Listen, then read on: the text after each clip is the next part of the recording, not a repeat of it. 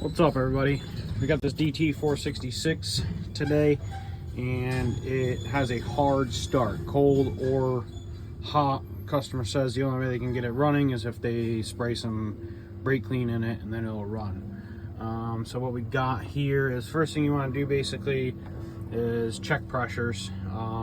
Pull this sensor out right here and make sure there's oil coming out of here. You might have to get a zip tie and check it, but you know your oil level should be somewhere in here. There's two seals inside of this case. Now if that seal's blown out, then it won't even supply oil to the pump. I've already done that, so I don't want to do it again and make a mess.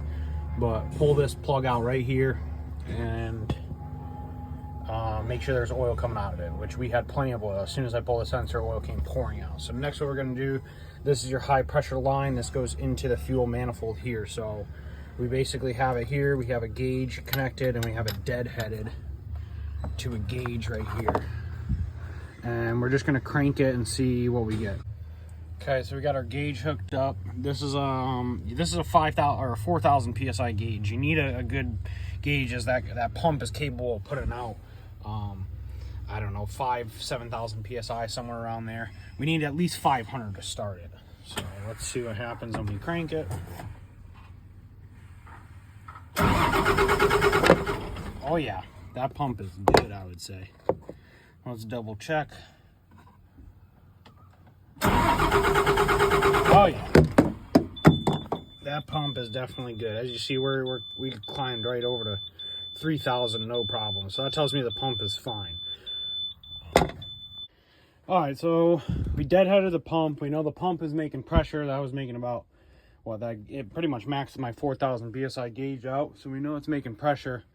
So what we need to do is we need to pressure test the oil system in the engine.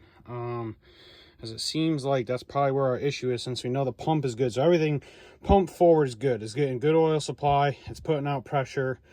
So what we're going to do now is this is the oil feed line from the pump. We're going to put shop air right into this and see if we have an injector O-ring or something blown out along one of these.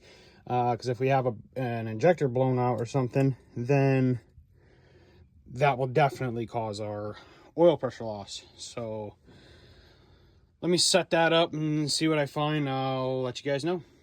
All right, so we got everything set up here. We're going to put shop air. Oh yeah, there it is. Number 2 right there. See how number 2